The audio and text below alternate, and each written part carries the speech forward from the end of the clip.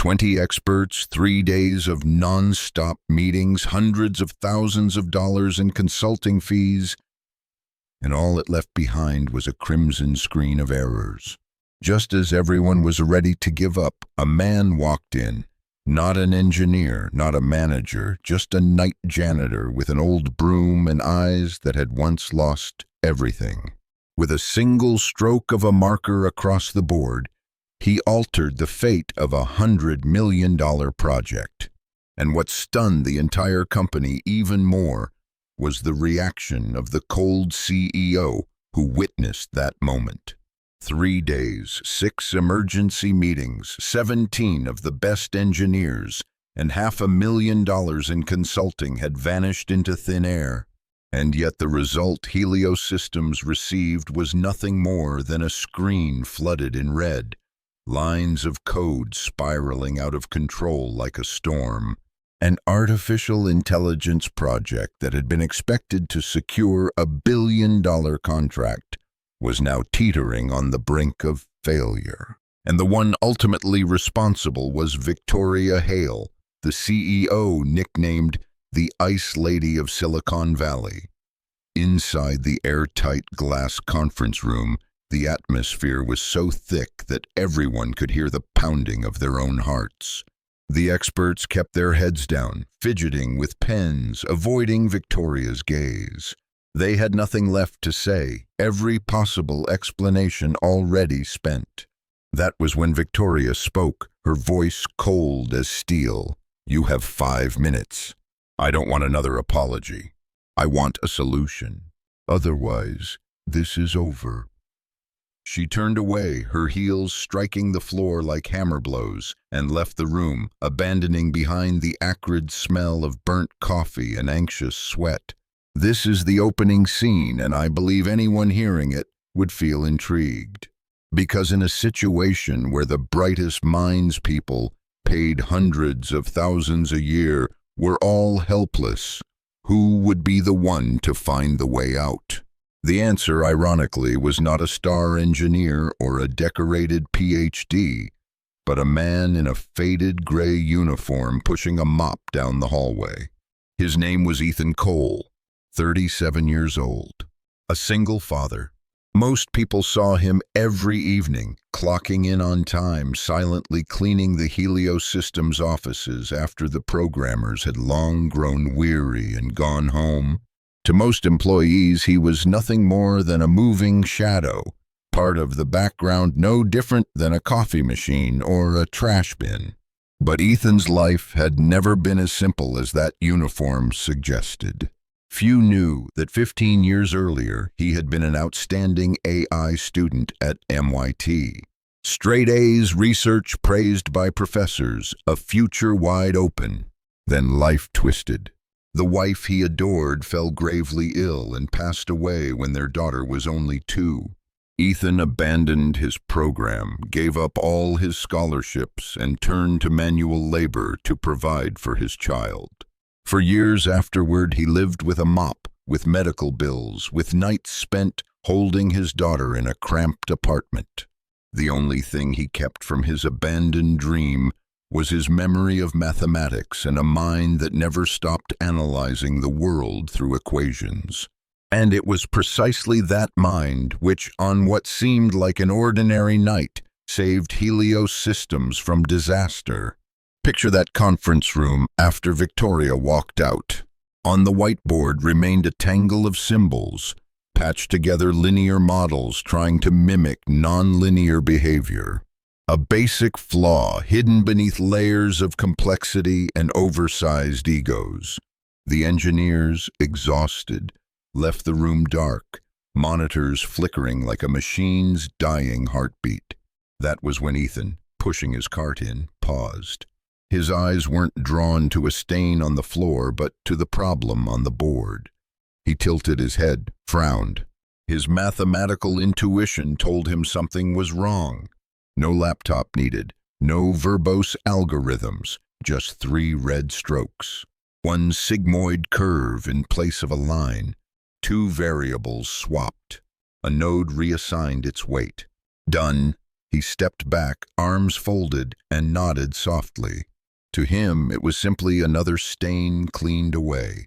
But this stain was worth $100 million. And at that moment, a cold voice echoed behind him. "What did you just do?"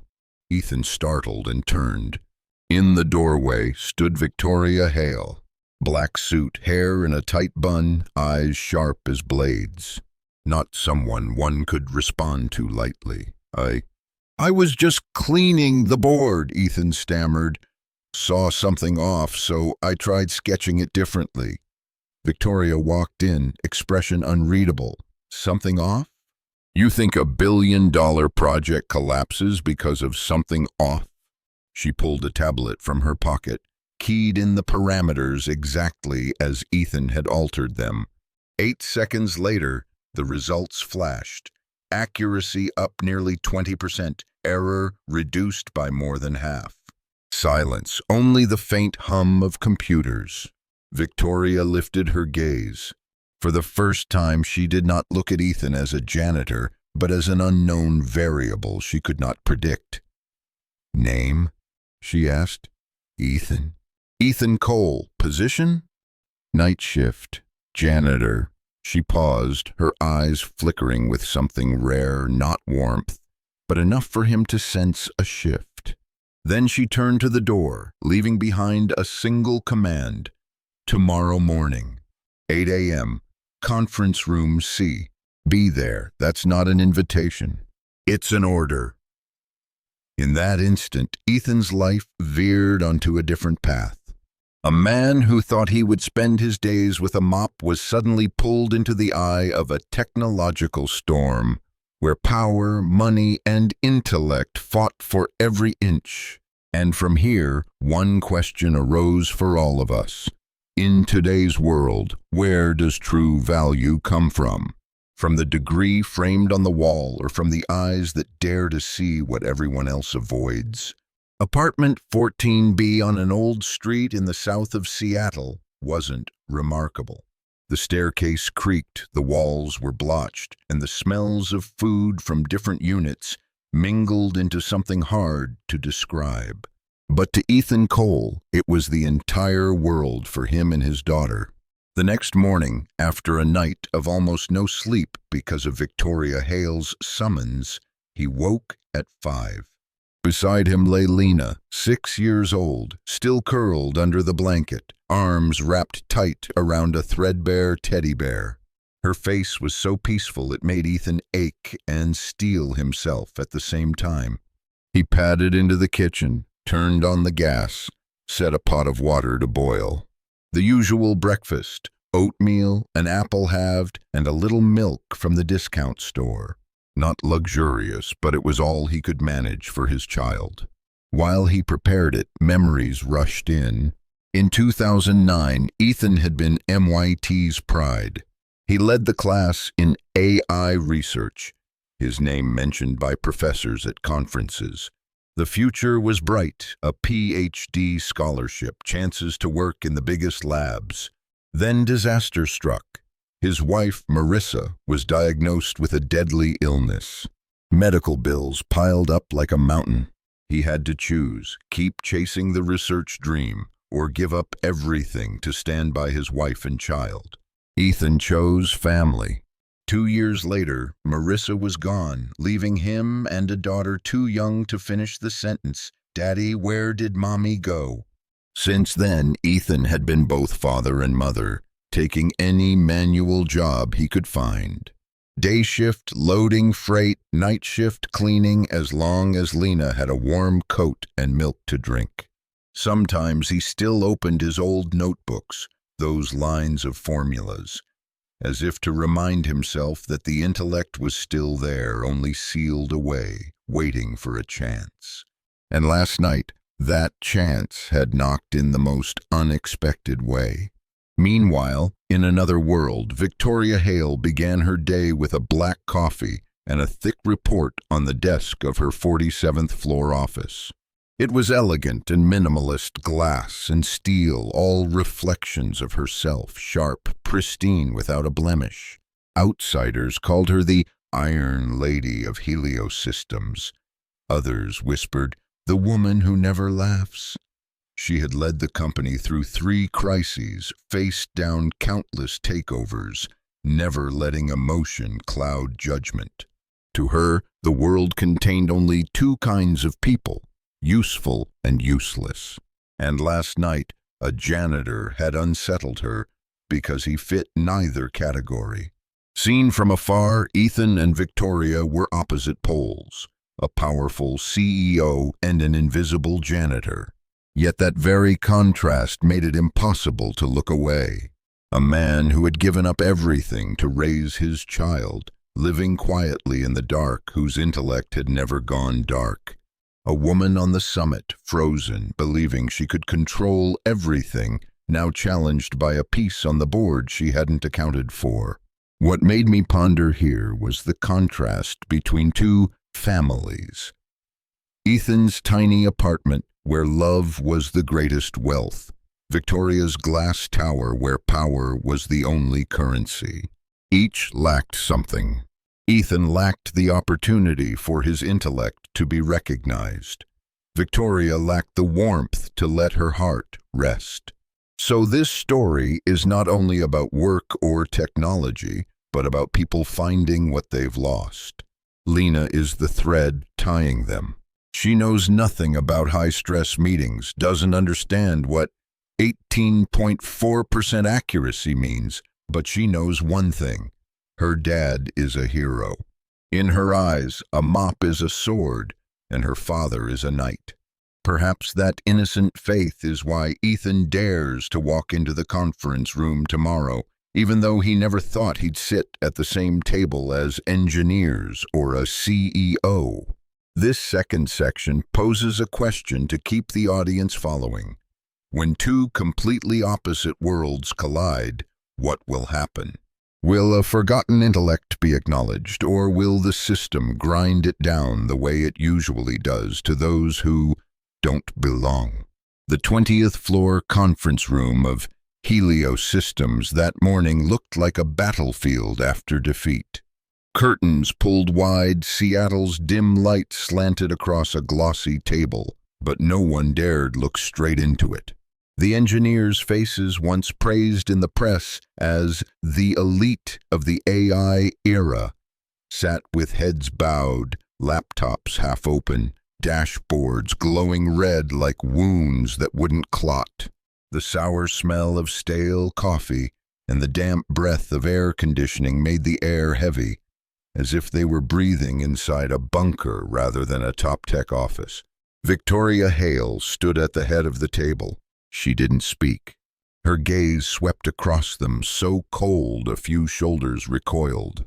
Rumor had it that the Hale stare haunted worse than a rejection email. True enough, no one lifted their eyes. The irony was that the flaw lay in what none dared admit. They had used a linear model to predict non-linear behavior. A mistake so basic that even first-year students are warned against it.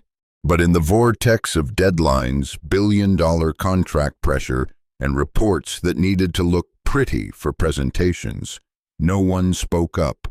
They feared being cut from the project, losing favor before the CEO, admitting they were fools. And so the group kept their mouths shut, hoping someone else would shoulder the blame. No one did. I call this the credentialed crowd syndrome. The more degrees in the room, the lower the chance someone will admit a mistake. Everyone thinks they're brilliant, so no one wants to be the first to say, "We got it wrong." In a far corner, Ethan Cole quietly pushed his cleaning cart. He wasn't on the attendee list. He had only been assigned to clean after the meeting ended. But stepping in, he saw them still there, frowning faces, blood-red numbers on the screen. Instinct made him pause. His old love of math flickered back to life. To him, the code and formulas weren't a labyrinth, but a piece of music he once knew. And right away, he spotted a note out of tune. A young engineer stood, trying to say something, but fell silent as Victoria turned her gaze. The room suffocated. Ethan frowned. He remembered his MIT professor's warning. The biggest mistake isn't being wrong. It's not daring to point out the wrong. And now here was a whole room of intellects locked by fear. He set the mop down, walked to the whiteboard. His hand trembled slightly, not from fear, but from knowing he was about to cross a line from invisible man to rule breaker. The board was covered in sprawling equations, variable on top of variable. Ethan took a red marker, inhaled deeply, then rewrote. A sigmoid curve replacing the line, two minor variables swapped, one misweighted node circled. Just 3 strokes. Done. The room fell still. An older engineer blinked, as if to object, but stayed silent. Another smirked, whispering with his eyes, "What would a janitor know?" But then, looking closer, his expression flickered. The flaw was so basic, and yet the team had overlooked it. Ethan turned, his voice low but steady. "You're forcing a straight line into a place that needs a curve. Like trying to jam a square key into a round lock. It doesn't fit, and it never will." A sneer rang out from the end of the table. Jason Tran, veteran engineer, Stanford MBA, self-styled second brain of Helios. "And who do you think you are? A floor sweeper daring to compare yourself to a $100 million model?" Hilarious. Ethan didn't lash back. He only shrugged. A key doesn't need to be expensive. It only needs to open the door. The room grew even quieter. Because deep down, everyone knew he was right. But admitting it meant conceding they had all been blind. At that tense moment, the door swung open. Heels clattered. Victoria Hale entered. Her gaze went straight to the red strokes. Without a word, she took out her tablet, keyed in the numbers, ran the simulation. 8 seconds. The results lit the screen. Accuracy up 18%, error cut by more than half. The room froze. Jason swallowed hard. The engineers glanced at one another, then looked down. Victoria lifted her head.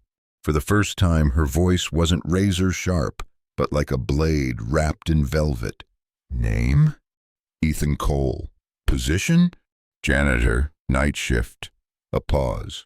Then she pivoted toward the door, leaving a single command. "Tomorrow morning, 8 o'clock. Conference room C. Be there, not an invitation." An order. Ethan stood there, the red marker still in his hand, his heart racing. Part of him wanted to laugh, another part trembled with fear. But deep inside, he knew, from this moment on, he was no longer invisible. He had just stepped through a door that had slammed shut on him for years. And I believe anyone listening here would ask, what will happen when a single father, dismissed and unseen, suddenly sits at the table of those who call themselves the elite? Will he stand firm or be crushed by the system? That is why we must follow this story further. The next morning, as the wall clock struck 8, the door to conference room C swung open. Ethan walked in. He was no longer wearing the navy blue uniform with the reflective vest of a janitor. Today he had chosen a white shirt, old but neatly ironed dark trousers, leather shoes worn down at the heels. He didn't look wealthy, but he looked presentable. Most importantly, his eyes blazed bright and alert, as if he had stayed up all night weighing whether to turn back or step forward. In the end, he had stepped forward. Conference room C was wide, glass walls looking out over Seattle in a light drizzle. On the table, a giant screen displayed last night's results. The new curve running smoothly, errors reduced, hope returning. The engineers whispered among themselves, no longer smirking, but their eyes still held unease. At the head of the table, Victoria Hale was already seated. She wore a light gray suit, her hair tied high, her face calm, as if the entire world were just a chessboard she arranged. When her sharp eyes met Ethan's, she betrayed nothing. "You're on time," her voice rang. Not praise, not blame, only acknowledgement. Ethan nodded, taking the only empty chair opposite her. He felt every gaze pierce him like needles, but he didn't bow his head. Victoria began. "Last night a red stroke of yours helped this team fix what they had wrestled with for a month. But I don't believe in luck. I want to know, do you truly understand, or did you just stumble on the right key?" The air sagged heavy. Engineers shifted in their seats. Jason, the arrogant veteran from yesterday, folded his arms, smirking with challenge. Ethan inhaled deeply and answered slowly, "I'm not an outsider. Before I held a mop, I was a graduate student at MIT.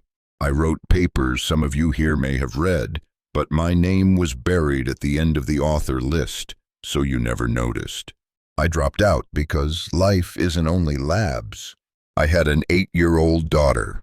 When my wife died, I had to choose, keep my scholarship or go home and be a father. I chose my child." The room fell silent. No need for dramatics. The plain truth already weighed heavy. Victoria rested her chin on her hand.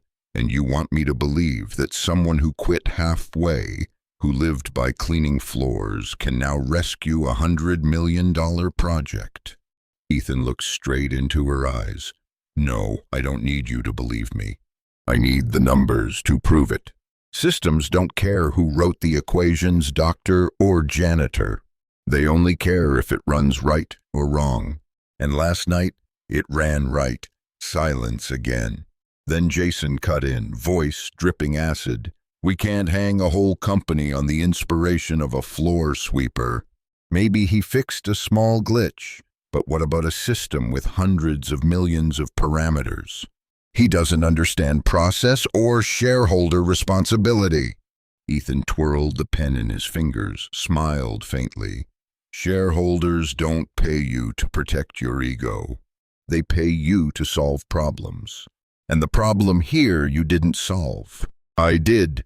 A few engineers chuckled, not in mockery, but because the truth was undeniable. Jason flushed, ready to argue more, but Victoria raised a hand. She turned her gaze on Ethan. "You have an advantage most in this room lost. You're not afraid of being fired, because you've already lived at the bottom. And that fearlessness lets you look the problem in the eye. But I don't hire philosophers. I need to know, will you put your name to an improvement plan? If it fails, responsibility won't be mopping floors, but standing before the board, the press, carrying the weight." Ethan was silent a moment. In his mind flashed Lena, her tiny curls, her sad eyes when she asked, "Daddy, why do you work nights? Why aren't you home with me?" He knew this was a crossroads. If he agreed, life would change, more dangerous, more pressure, but also his only chance to prove to himself he had never truly given up. He nodded. "I'll sign." An engineer handed him the printed plan. Ethan took the pen and signed, his handwriting firm, without hesitation. Victoria studied him longer this time. For the first time, respect flickered in her eyes. "Good. From now on, you're no longer invisible. You're technical advisor to the Helios project. Temporary title. I want to see how far you go before this system grinds you down." Jason shot to his feet. "You can't be serious. A janitor sitting equal with us?" Victoria's head snapped toward him, her eyes like blades. "Sit down. In this room, there are only two kinds of people. Those who solve problems and those who don't. Yesterday, who solved it?" "Not you," Jason choked, face crimson, but dared not speak again. Ethan sat still, heart pounding. He wasn't chasing glory, only feeling his hands tremble with the realization. After all these years, he was finally being seen as a man of value. When the meeting ended, Victoria walked out first. But unexpectedly she paused, speaking low enough for Ethan alone to hear. You just stepped into the game of those who never accept defeat. Be ready, I don't protect anyone. But if you survive, don't disappoint me." The door closed, leaving Ethan alone in the empty room, Seattle's dim light spilling through the glass walls. He took a deep breath, slipped the red marker into his pocket, and whispered to himself, "Lena, your father won't be invisible anymore." From that day on, the atmosphere at Helios Systems shifted. The whole company seemed split into two unspoken factions. One side was curious, even admiring, drawn to Ethan's boldness. Some engineers, secretly, began approaching him with snippets of code, quiet questions, half-formed ideas. For the first time, they found someone willing to look without judgment. The other side grew colder, openly hostile. At the head of that camp was Jason, veteran engineer, proud MBA, pride too heavy to bend. He could not stomach the thought that a janitor, someone who, just days earlier, had been mopping floors beside his desk, was now sitting across from him in meetings, called by name by the CEO herself. Ethan knew every step he took down the corridors was being watched. Some eyes brimmed with curiosity, some with contempt, a few with hidden encouragement. He blamed no one. At Helios, the rules had always been brutal: degrees, pedigree, reputation, that was the currency. An outsider like him was bound to be an irritant, but he hadn't come to be welcomed. He had come to prove that truth couldn't be denied, even if it came from a man with a mop. That evening, back home, Lena ran to him with her hands sticky with paint. "Daddy, did you smile today?" she asked, her first words. Ethan hesitated, then nodded. "Yes, sweetheart. Some people made me feel not entirely out of place." She beamed and held up a new drawing, a skyscraper. On its roof, a man holding a broom, but beneath his feet shone rays like the sun. Ethan looked at it, overwhelmed. His daughter always saw what he still barely dared to believe. The next morning, the technical meeting began early. Jason wasted no chance to sneer. "We're here to discuss the Helios 3.0 update. I expect comments based on science, not mop bucket inspiration." Muted chuckles rippled around the room. Ethan sat motionless, face steady. When it was his turn, he opened his battered laptop and projected a simple note. "I don't have flashy slides, but I have an example. Imagine our model is like a clogged pipe. Pouring in more water only makes it overflow. What we need is to find the blockage and clear it. Last night I tried a small rearrangement of input handling. The result? Processing speed increased by 12%. You can check for yourselves." Silence. A few engineers hurried to rerun the model. The numbers flashed on screen, exactly as he said. Jason scoffed.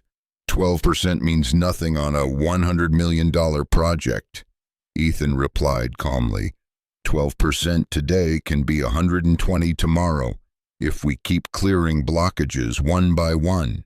What we lack isn't budget. It's courage to see the problem differently. At the head of the table, Victoria inclined her head ever so slightly. She said nothing, but her silence was enough to still Jason's tongue. Outside the meeting rooms, however, undercurrents roared. Anonymous posts spread through internal channels. Janitor genius or cheap PR stunt. CEO too reckless, putting the company in a dropout's hands. Someone even edited a photo of Ethan holding a mop beside a whiteboard, captioned "From mop to flop." Ethan saw it. He simply switched off the screen. But that night, Lena caught a glimpse, looked up, and asked, "Daddy, are they laughing at you? Do they think you're not good?" Ethan pulled her close, whispering, "I don't need everyone to believe. I just need one person to believe. And that person is you." Friday evening, while most employees were leaving, a sudden notice came. "Confidential meeting." 8 p.m., core team only. Ethan received the invite. Several pairs of eyes glared at him as if to say, "You don't belong there." But he went. The room held only 6. Victoria at the center, face steel. She surveyed them. "Helios is making progress, but we're facing a critical test with our Japanese partners. If we fail, the contract withdraws, stock falls, and none of us keep our seats." She paused, eyes locking on Ethan. "I want your solution." Ethan stood, hesitating. His heart pounded, but his voice was steady. "My solution isn't a new algorithm. It's how we work. We need to drop the masks. Some here excel in theory, some in modeling, some in intuition. But fear of losing face makes us pretend to know it all. That's why the system breaks. I've cleaned hundreds of offices, and what I've learned is simple. Everything gets cleaner when everyone wipes their own mess instead of shoving it on someone else." The room was silent. A few eyes flickered. Jason scowled but didn't cut him off. Victoria remained quiet, gaze deep as if weighing something. The meeting ended without applause, without praise. Only one short line from Victoria as she left. "You've bound yourself to this game now, Ethan. Let's see how long you can stand." That night, at home, Ethan watched Lena sleep, her breaths steady like a lullaby. He knew the storm was only beginning, but he also knew one thing for certain. This time, he wouldn't run. He would fight not just for himself, but for the little girl dreaming beside him who believed in him more than anyone else. The rumors inside Helios Systems didn't stay internal for long. By the new week, the media began sniffing around. A major tech outlet ran the headline, "Janitor Genius, Truth or PR Trick?" The article was half praise, half doubt, but enough to plant suspicion among investors. Stock prices wavered just a few percentage points, but in the financial world, each point meant tens of millions. Ethan sat in the break room, his old phone buzzing non-stop with messages. Old friends from MIT texted, "Are you really the janitor genius the news talks about?" Some congratulated, others mocked. He said nothing, his hand resting on the tiny photo of Lena tucked inside his wallet. The title Janitor Genius tasted both bitter and absurd. He had never wanted fame this way. Jason, however, wasted no opportunity. At a group meeting, he stood, voice dripping with mockery. "We're letting someone who dropped out in his junior year at MIT steer a $100 million project. If this fails, who takes responsibility? Us or the mop?" A few chuckles scattered across the room, some nodding along. Ethan sat quietly, though his hands clenched tight enough for veins to rise. Victoria cut him off, her voice ice. "Enough, Jason.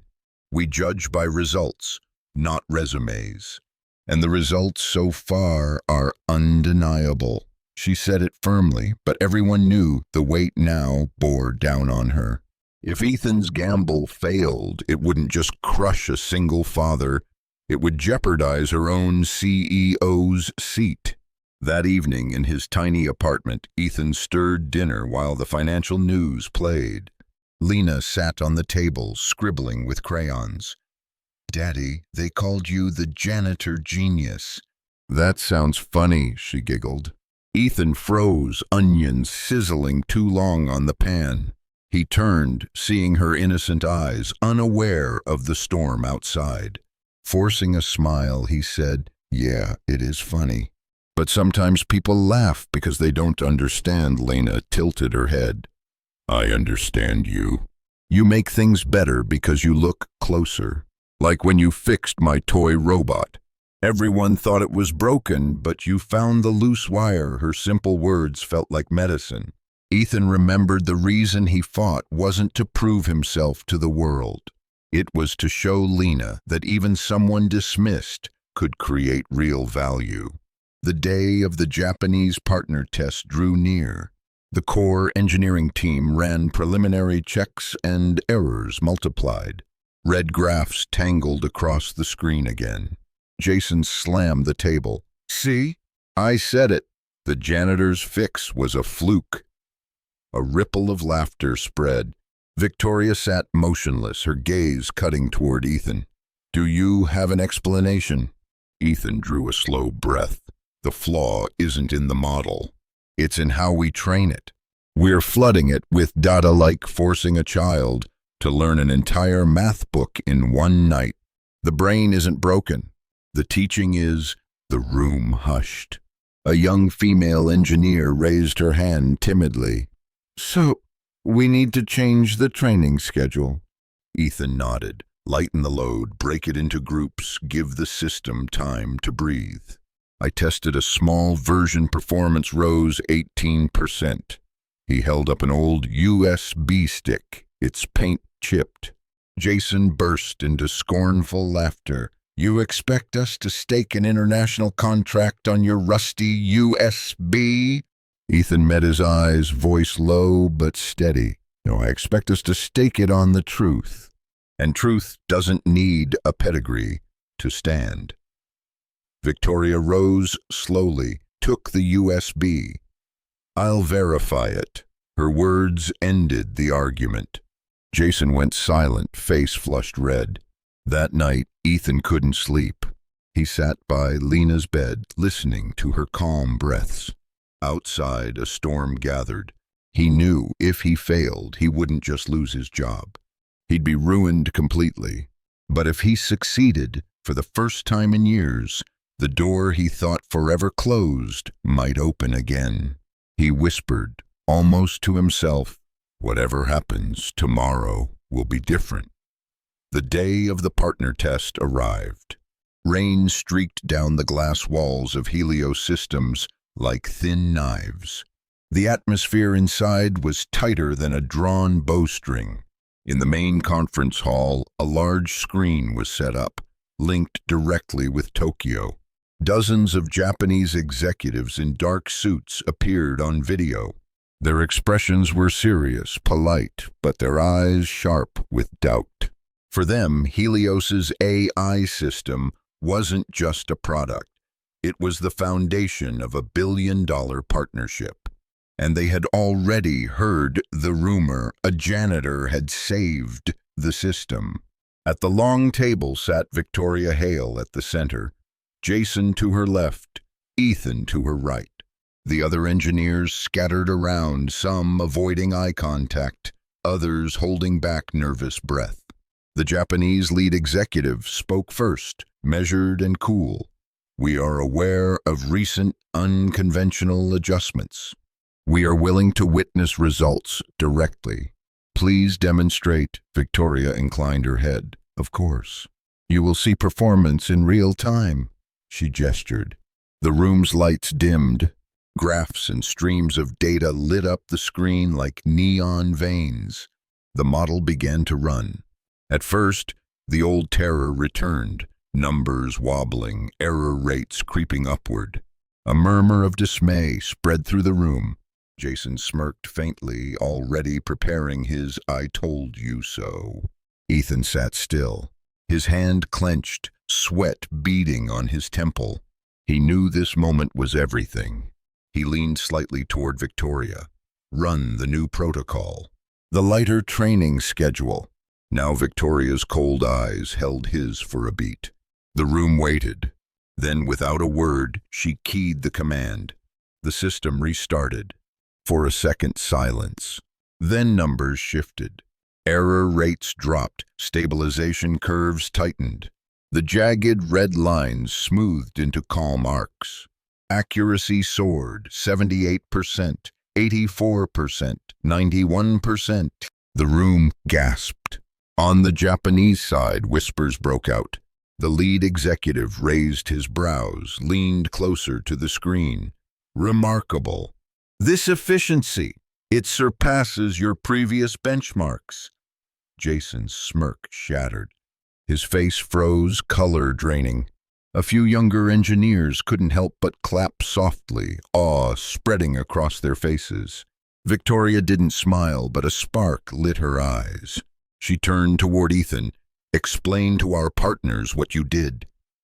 Ethan rose, heart pounding but voice steady. "It's simple. We treated the system like a child. Instead of cramming it with everything at once, we gave it space to breathe, time to absorb, room to fail safely. Like teaching my daughter math 1 page a day, not the whole book in a night." The result speaks for itself. For a long moment, silence. Then the Japanese executive gave a short, respectful bow. "We are satisfied. Helios has exceeded our expectations. The contract will proceed." The call ended. The room erupted. Some engineers cheered openly. Others simply exhaled, relief written all over their faces. Jason slumped in his chair, defeated. Victoria stood, her heels clicking on the polished floor. She looked at Ethan, her voice lower than usual, but carrying weight. "You just saved $1 billion contract. You also proved something else. Talent can come from anywhere, even where the world refuses to look." For a fleeting second, her gaze softened. Then, like a curtain, the ice returned. "Don't think this means you're safe. From now on, expectations are higher. Much higher," but Ethan didn't mind. He felt his knees almost give way with relief. He pictured Lena waiting at home and wished she could see the graphs turn green, the room's frozen air thawing into applause. That night, when he finally opened the door of apartment 14B, Lena leapt into his arms.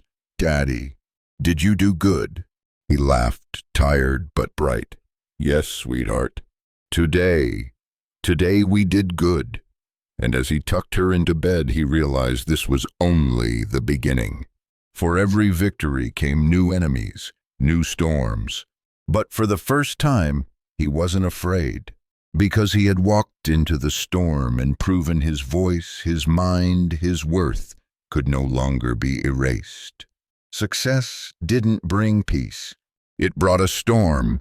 Within 24 hours, news spread across global tech headlines. Helios signs $1 billion contract after janitor's breakthrough. From mop to model, the man who saved AI. Social media went wild. Some hailed Ethan as a symbol of hidden genius, the everyman hero. Others scoffed, claiming it was all a publicity stunt. No way a janitor fixed what PhDs couldn't. The hashtag Janitor Genius trended for 3 days straight. Inside Helios, tension deepened. Younger engineers gravitated toward Ethan, sneaking him questions, seeking guidance, whispering admiration. They saw in him a courage that the credentialed veterans lacked. But the old guard stiffened, bristling with resentment. Jason, humiliated, plotted in silence. To him, Ethan wasn't a savior, he was a threat. Victoria Hale watched it all with her usual icy calm. Yet behind closed doors, she knew this was dangerous. Investors called non-stop. Some thrilled at the miracle, others nervous that the fate of Helios now seemed tied to one unpredictable man with no pedigree. Stock price surged, but volatility spiked. One misstep and everything could collapse. That evening, Victoria summoned Ethan to her private office on the 47th floor. The space was stark black leather, glass walls framing the Seattle skyline, rain streaking like silver threads. She gestured for him to sit. "You've made me a hero in the headlines," she began, voice measured. But heroes attract enemies. Inside and outside, Ethan sat stiffly, unsure if this was praise or warning. "I didn't want headlines. I just wanted the system to work." Victoria studied him. That humility, dangerous. The world doesn't reward humility. It devours it. She leaned forward, eyes sharp. Understand this, you've become leverage. Rivals will come after you or use you to bring me down. I won't allow that. Ethan frowned. So what do you want me to do? She tapped the desk. Stay close. Report directly to me. No side conversations with journalists. No leaks. I'll shield you from the wolves, but in return, you answer only to me. For a moment, silence. Ethan thought of Lena, asleep in their tiny apartment. He didn't crave power or protection, but he knew, without some kind of shield, the attacks would come and they'd hit not just him, but his daughter. He nodded. I'll stay close, but I won't be a pawn. If I speak, it will be truth, even if truth offends. For the first time, Victoria's lips curved into something like a smile, faint, fleeting. Good. Pawns are boring. I prefer knights.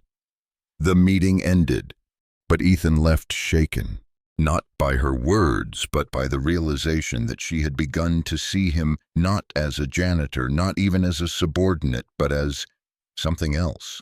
An equal in a battlefield where very few ever stood beside her. That night, back in apartment 14B, Ethan sat by the window while Lena drew on the floor with crayons. She had sketched a tall building, and on top of it, two figures side by side, one with a mop, the other with a crown. Who's that? Ethan asked softly. Lena grinned. That's you, Daddy. And the lady who doesn't smile. But here, she pointed, I made her smile. Ethan stared at the drawing, throat tight. Out of the mouths of children, truths often spilled the things adults couldn't yet admit. And he knew something was shifting. Not just in the company, not just in the headlines. Between him and Victoria Hale, the ice lady of Silicon Valley. But storms gather quickly after sunlight. And unseen, Jason was already moving pieces in the shadows, determined to prove that janitor genius was nothing but a fraud. Jason never forgave humiliation. And in Helios, humiliation was blood sport. He began quietly, weaving doubt into every corner of the company. In hushed conversations by the coffee machine, sure, he got lucky once. But can luck build a billion-dollar system? In late-night Slack messages, do you really trust a man with no credentials handling our core data? The whispers spread like smoke, seeping into every office. Then came the setup. One Tuesday morning, as the core team logged in, alarms screamed. The AI system froze, data spiraling out of control. Red graphs flashed again, but this time worse outputs nonsensical, servers straining under corrupted code. Jason leapt to his feet. There! This is what happens when you let an amateur meddle. He tampered with the data pipeline. Look. On screen, a log entry appeared. User E.cole. Time-stamped. A change in the dataset right before the crash. Eyes snapped toward Ethan. The room buzzed with suspicion, relief even, from those eager to believe the janitor-turned-savior had finally been unmasked as a fraud. Ethan's heart thudded. He hadn't touched the system that night. He had been home with Lena, helping her with homework. But the evidence glared like a neon sign. He could feel the ground shift beneath him. Jason pressed harder. CEO Hale, with respect, this is your proof. Our billion-dollar partner is about to hear that our janitor genius just tanked the project. We need to lock him out now before he does more damage. Some nodded. Others looked away, afraid. The tide was turning. Ethan forced himself to stand. His voice was low but steady. I didn't make that entry. Anyone here knows how easy it is to spoof credentials. And if you look closely, the pattern is too perfect, too clean. Like someone wanted me caught, Jason sneered. Excuses. Always excuses. Numbers don't lie, but Ethan saw Victoria watching him. Silent, unreadable. He turned toward her, locking eyes. Numbers don't lie, but people do. Check the server logs deeper. If I'm guilty, fire me here and now. But if not, you'll see who's playing this game. For a long moment, the room held its breath. Then Victoria spoke, voice like steel. Freeze all accusations. Security team deep audit. Every line, every entry. Report directly to me. Jason tried to protest, but one look from her silenced him. The meeting ended in turmoil. Ethan walked out alone, whispers trailing behind him like knives. In the hallway, a junior engineer, Maya, barely 2 years out of grad school, caught up to him. She whispered, eyes wide with fear, "I believe you. And I think I know where the logs were faked. Jason's been pushing code through a shadow branch." Ethan stared at her, stunned. Someone believed. Not just believed, was willing to risk speaking. That night, in apartment 14B, Lena asked, "Daddy, why do you look so sad?" He forced a smile, tucking her in. "Because sometimes, sweetheart, when you stand up, people try to push you down." "But you know what?" She blinked up at him. "What?" He kissed her forehead. "We don't stay down. We rise." Meanwhile, in her office high above Seattle, Victoria stood alone at the window, rain streaking down the glass. She whispered to herself, too low for anyone to hear, "If you're lying, Ethan Cole, I'll end you. But if you're telling the truth, then I'll burn whoever set this trap." The storm had begun in earnest. 3 days later, the security audit landed on Victoria Hale's desk. A stack of printouts, digital logs highlighted in red. She read them silently, expressionless, but the fire in her eyes sharpened with each page. The evidence was undeniable. Jason had created a shadow branch, injected falsified logs, and framed Ethan. The user ECOLE entry was too clean, too precise. It reeked of manipulation. More damning still, the audit revealed a hidden back door Jason had used for months to bypass review protocols. If it had gone undetected, Helios could have bled millions. Victoria summoned the entire core team to the 20th floor conference hall. The air was electric, thick with fear. Jason strutted in, still confident, convinced the trap had worked. Ethan sat at the far end of the table, shoulders squared, eyes calm but weary. Victoria entered last, heels clicking like a gavel. She didn't sit. Instead, she dropped the audit file onto the table with a slap that echoed like a gunshot. 3 days ago, she began, her voice cold and cutting. "We nearly lost $1 billion contract. A system failure with one man accused." She turned, her gaze piercing Ethan. He stood here, accused by logs that bore his name. Jason smirked, ready to savor the execution. Victoria's gaze snapped to him. "But numbers don't lie." "People do." She slammed another page onto the table. "Audit results. The logs were falsified." The real perpetrator, Jason Tran, gasps rippled through the room. Jason's face drained of color. He stammered, That's impossible." Victoria cut him off with a hand sharper than a blade. "Enough.